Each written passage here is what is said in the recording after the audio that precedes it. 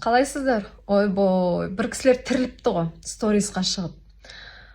Қолдаушылар айтып жатыр еді маған, сен танымайды да, ол қарамайды да деп. Еще қалай қарайды, бүкіл мен видеомды изучать еткен ғой. До такой степени.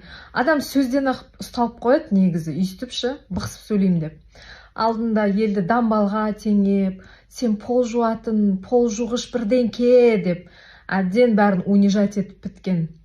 Енді маған келгенде не айтарын білмей, қалай тиісерін білмей, ана нөкерлері, ол подписчик үшін жасап жатыр дегенге, сен подписчик жинап ал, бірінші 1,5 миллион дей ма? Бұл адамды уже адам ретінде сыйлаудан қалған адам ғой негізі. Бұл тек қана подписчигі көп, өзінше бір деңгей, қайдағы бір деңгей. Комментарийіңді ашсай, халық көрсетсін сен деңгейіңді. Ашсай комментарийіңді.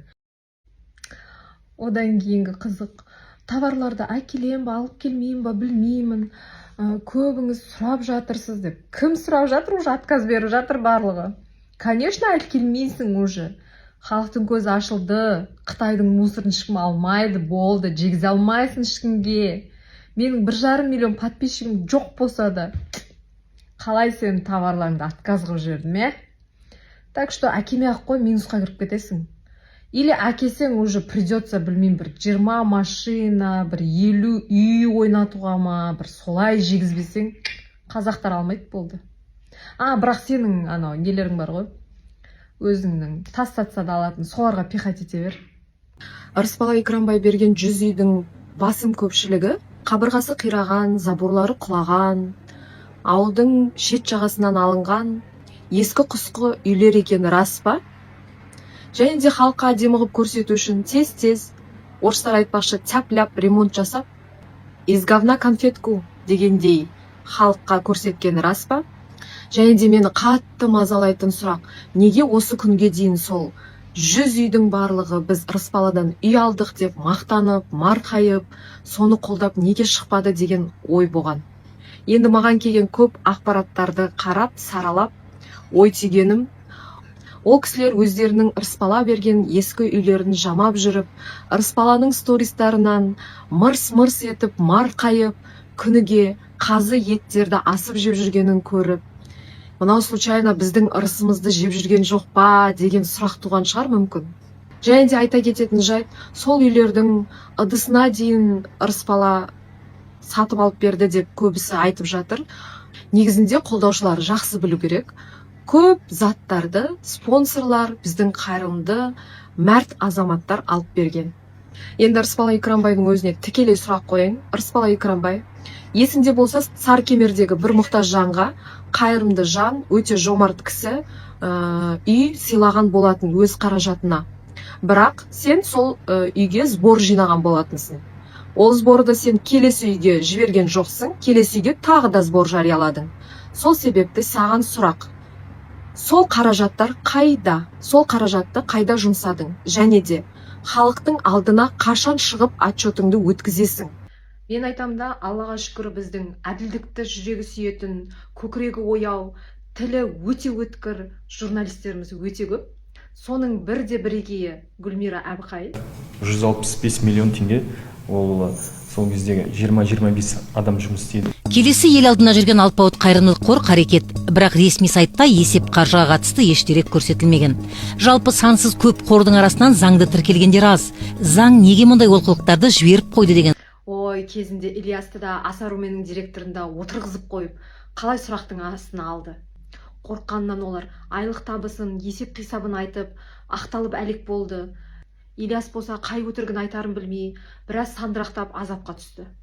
Ауру жандарға ақша аудару деген. Ал енді арада 3 жылдан бері пәтер алмай жүргендер, сіздер бердік деп қолына ұстатып, бірақ 1 жылдан бері, 6 айдан бері. Сол кезде Гүлмира әпкемізге әй жарайсың, бәрекелді қазақтың қызы деп едім. Бірақ сол бағдарламаға мысал ретінде, мені қараңдар, менің құрбым есеп қисапты күшті береді, істеп жүрген жұмысы адал, мені халқым осындай болу керек деп тарс еткізіп, Ырысбала Экранбай қорының есеп қисабын көрсетіп жүргенде тіпті керемет болар еді.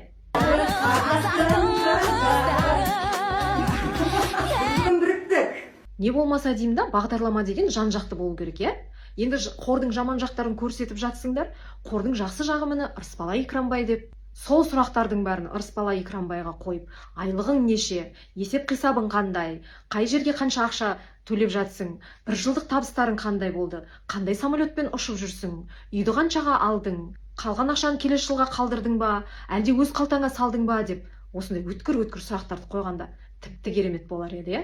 Енді биылғы жыл өте қызық жыл болып жатыр. Депутаттар да, журналистер де, барлығына не болған деймін да. Халықтың сүйікті шай Мединадан тамаша сүйінші жаңалық. Бұл жолы тек қана шай ішіп қоймайсыз, достар, шындығында мына артында тұрған көлік те, пәтер де сіздікі. Қалай дейсіз ғой, шындығында 10 көлік. Енді мына кісінің мына тірлігі дұрыс па, бұрыс па, өздеріңіз жауабын беріңіздер. Біз барлығымыз қоғам болып, халық болып, блогерлермен алысып, машина ойнатып, елді азғырмаңдар деп жатсақ, бұл кісі блогер аздай шайдың рекламасын жасап, машинаны ұтысқа қойыпты. Соған қарағанда журналистердің айлықтары азайып қалған ба? Айтпақшы, осы шайдың бағасы қанша теңге? Бізде Қазақстанда магазиндерде шай жоқ па? Мен айтам да, Аллаға шүкір, біздің әділдікті жүрегі сүйетін, көкірегі ояу, тілі өте өткір журналистеріміз өте көп.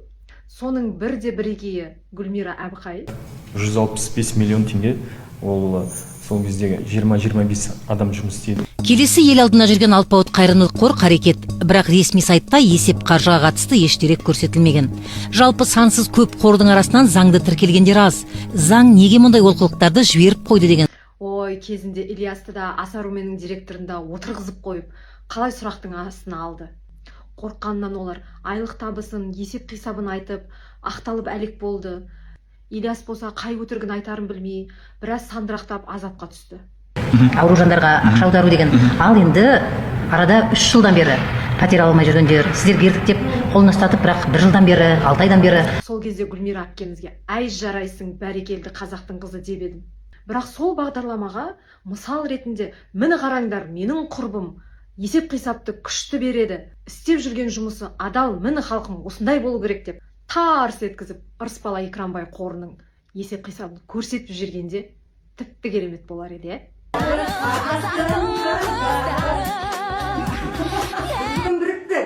не болмаса деймін да, бағдарлама деген жан жақты болу керек, иә? Енді қордың жаман жақтарын көрсетіп жатсыңдар, қордың жақсы жағы міне Ырысбала Екранбай деп. Сол сұрақтардың бәрін Ырысбала Екранбайға қойып, айлығың неше, есеп қисабың қандай, қай жерге қанша ақша төлеп жатсың, бір жылдық табыстарың қандай болды, қандай самолетпен ұшып жүрсің, үйді қаншаға алдың, қалған ақшаны келесі жылға қалдырдың ба, әлде өз қалтаңа салдың ба деп осындай өткір сұрақтарды қойғанда тіпті керемет болар еді, иә? Енді биылғы жыл өте қызық жыл болып жатыр. Депутаттар да, журналистер де, барлығына не болған деймін да. Халықтың сүйікті шай Мединадан тамаша сүйінші жаңалық. Бұл жолы тек қана шай ішіп қоймайсыз, достар, шындығында мына артында тұрған көлік те, пәтер де сіздікі. Қалай дейсіз ғой, шындығында 10 көлік. Енді мына кісінің мына тірлігі дұрыс па, бұрыс па, өздеріңіз жауабын беріңіздер. Біз барлығымыз қоғам болып, халық болып, блогерлермен алысып, машина ойнатып, елді азғырмаңдар деп жатсақ, бұл кісі блогер аздай шайдың рекламасын жасап, машинаны ұтысқа қойыпты. Соған қарағанда журналистердің айлықтары азайып қалған ба? Айтпақшы, осы шайдың бағасы қанша теңге? Бізде Қазақстанда магазиндерде шай жоқ па?